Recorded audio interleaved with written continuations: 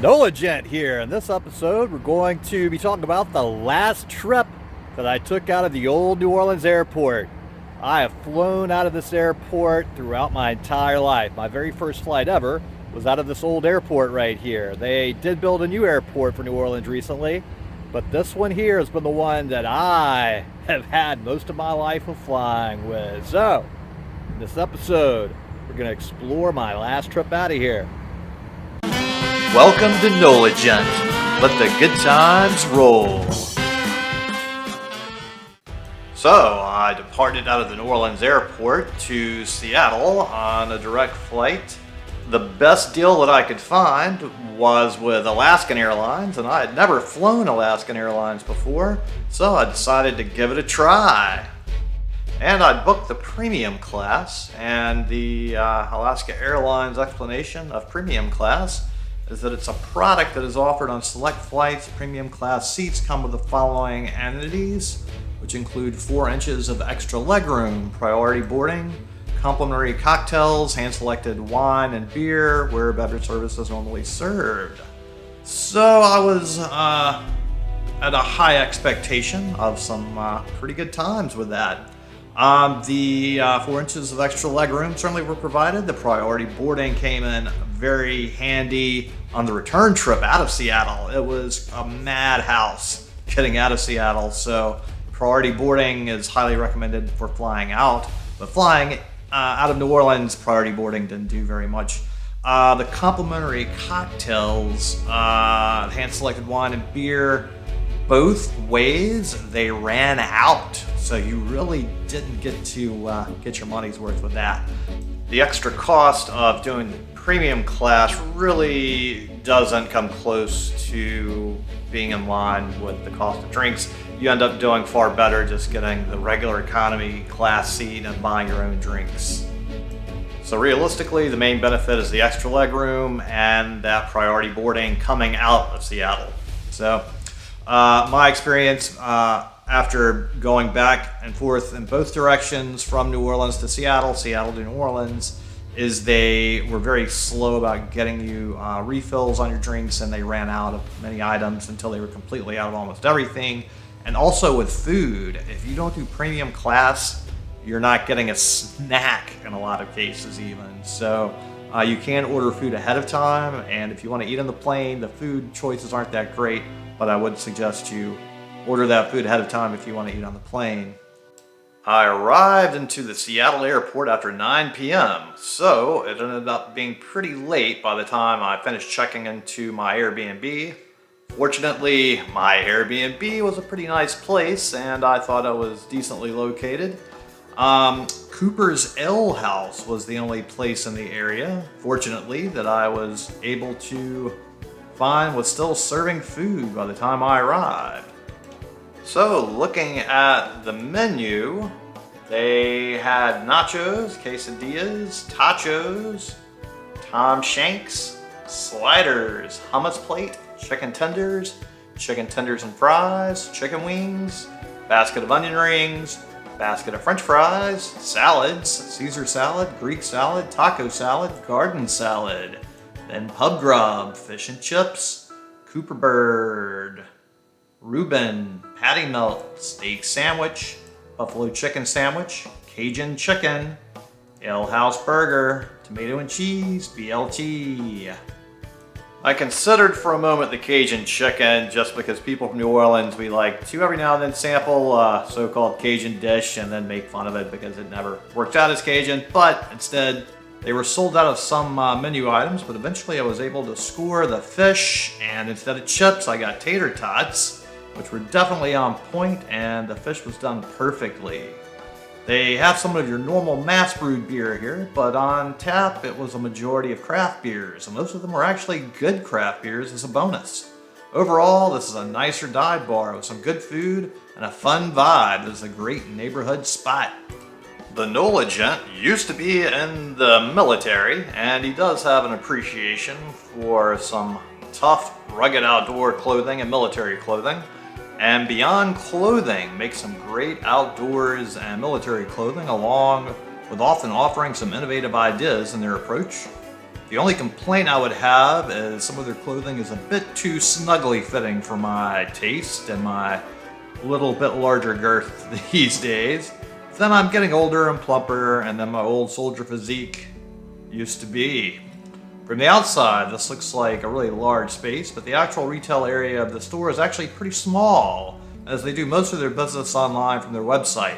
And the majority of this building is taken up by their actual production space, as they make a lot of their clothing here. So, I mean, it's fun to stop in and look around, but it's such a tiny area. Really, it makes more sense to shop online and look. Maybe look online to find what you want and stop in here to say, hey, I'm here to pick up my order. I don't know if they do that. Maybe call ahead, check. But the website definitely has more of the stuff to look at. But it was fun to stop in and take a look at the place. Another fantastic outdoor clothing company based in Seattle is Filson. I used to own quite a bit of Filson gear in the past, which very unfortunately got destroyed during Hurricane Katrina in New Orleans. I used to get their gear a lot more often at different gear stores, and I used to see it more often, but now it seems they're mainly offering their gear from their own stores. My last remaining Filson gear is a combo creation between Lishimo rubber boots using Filson's 10 cloth. And they are certainly some fantastic rubber boots. I still miss my Filson gear, and especially the great belt I had, but the prices of Filson's gear has gone up substantially over the years, while the quality service is much more questionable than it was, to the point that I can't justify replacing my lost gear at this point, along with the 2012 buyout of the company that's changed what it used to be. The store location is pretty cool to visit and check out, but the prices really leave one with sticker shock from the past, when it was expensive but doable for the quality, while now the price and quality point are out of whack. My next stop had to be in Pike's Place and Pike's Place Fish Market, just to make sure you do the mandatory tourist stop. They throw fish. They throw fish a lot, and I even saw them drop the fish. They do have an amazing selection of seafood, and I most unfortunately didn't get to eat anything from here, as I was surrounded by crowds for my entire visit to Pike's Place. I hope to get to eventually sample some of their very nice looking seafood here sooner than later, as I do need my omega-3 fatty acids, you know. For lunch, I ended up going to Market Grill. This place is located inside Pike's Place Market, and they have seating at a bar area inside and also an outside patio area, but it's sometimes far less crowded than the inside area. So as a pro tip, you can skip the inside bar area and just go straight to get seated outside. The noted salmon sandwich here has some really good salmon served on a decent baguette, but really I think I could do without the bread and would have preferred to have just eaten the salmon alone. The seafood stew was alright, but certainly could have used some more seafood inside of it. The server was actually pretty attentive overall, with all things considered. Overall, this is a decent spot to grab a quick seafood meal in a low-key environment where you can watch quite a display of people walking by in front of Pike's Place. For dinner, I went to Village Sushi. This place looks like a dive bar inside and out, but they sling some very nice food here. They served me the best seaweed salad I've ever had, while the sushi and soup were also very nice. The service was fast and efficient, although the seating was a bit cramped. Overall, the vibe, food, and service combined to make for a pleasant dining experience, and I would certainly make a repeat visit here. I did crave a little dessert next, so I had heard that the Metropolitan Market, which is a local area grocery in Seattle, had a very special item known as simply the cookie, which is a pretty decent chocolate chip cookie, but I would say it is overrated, and the best cookie in the world, to me, is probably still the Hope's Cheesecake Royale cookie. So the magic of the cookie at the Metropolitan Market is that they serve it well heated, which makes it especially ooey gooey melted chocolate goodness.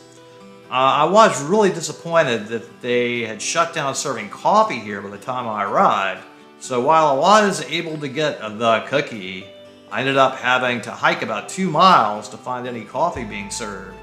The Metropolitan Market had a nice selection of all sorts of other groceries, and it was a nice place overall. other than failing to have coffee when I was in dire need of it to wash down the cookie.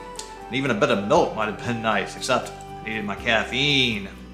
So I made my journey to the nearest coffee shop I could find that was still open, and that was Zoka Coffee Roaster Tea. And this is one of the larger sized coffee shops in the area that I visited. I'm quite confused as to why so many of the coffee shops close so early in Seattle. And this one still closes early by my schedule, but closes late by the standard of other coffee shops in the area. I was able to just purchase my coffee and sit down to enjoy it when it was announced the place was closing. So I had to clear out and drink my coffee on the run, which is uncivilized, and I prefer to sit and enjoy my caffeine. The next day, I went to lunch at the Salmon Cooker, and this was really the only very negative experience I had during my Seattle trip. The crab here was simply the absolute worst I've ever had anywhere. I've had far superior king crab and Dungeness crab on casino buffets across the country at much lower prices for all I could eat than the cold, flavorless items I was served here. There looked like there were some other food items here that might be much better, but I certainly would never recommend the crab after my experience. I had high hopes for the king crab and Dungeness crab, but in the end, don't get it here at the Salmon Cooker. For dinner, I went to Ivar's Fish Bar, and this is a local chain in the Seattle area, which is famous for their chowder. Their fried fish batter was not my preferred style, and I definitely had better fried fish to my taste in the Seattle area, other than what they serve here. Their wild Alaskan chowder was alright, really could have benefited from more seasoning, along with being light on the seafood. It really wasn't the best value, and there are really quite a few better options in the area, as this seems to be more of a tourist trap. Early the next morning, I had to be at King Street Station, and this is really a beautiful train station, and I had the opportunity to visit it when I was traveling with Amtrak from Seattle to Vancouver and back again. There were some unfortunate homeless people that I would highly suspect are addicts using the bathrooms here, and some were roaming around upstairs or sleeping on the stairways, but they seemed too wasted out of their minds to even bother panhandling, and they never seemed to bother folks or make anybody feel unsafe other than the strong smell of filth apparent on them. The biggest negative I had here is when I needed to store my luggage, there are no lockers, but you can have the baggage desk keep them for you for the cost of $10, which seems quite on the high side for a brief time, and when compared to the much cheaper lockers that used to exist before terrorism and such made those extinct in many places. Not to mention, I think I paid less than £1 to store my luggage at a similar baggage counter at Victoria Station in London years back. Overall, this is one of the better looking train stations in the USA, and can even give some in Europe a run for their money. The Amtrak Cascades is the train which has the route between Seattle and Vancouver, and it sells out fast, and it would certainly be advisable to plan your trip further in advance than I did. I barely was able to get a round trip planned out on this train weeks out, so I would suggest doing it months out, especially for the summer high season, as I did mine in the low season of November, and it was still challenging with no business class seats being available and very few other seats. The biggest disappointment I had is this train doesn't offer the famous Ivar's chowder for their morning ride. Unfortunately, but they do offer beer all the time. So that is the breakfast of champions. Overall, the route between Seattle to Vancouver and Vancouver to Seattle is very scenic, and the train itself is mostly comfortable enough. The train left on time, but going to Vancouver, I had a 30-minute delay due to freight trains, and on the way back to Seattle, it was nearly an hour delay due to a broken down freight train. While the route is scenic, it is good enough to just see it once. So I would suggest taking a plane or car for one leg of the trip between these two cities, as it will give you more time to enjoy these two interesting cities instead of traveling. Thanks for watching. I really appreciate it. And if you would just click on the little circle here with a picture of my head in there and subscribe to the NOLA Jet channel, it would really help me a lot. I really appreciate it. Thank you.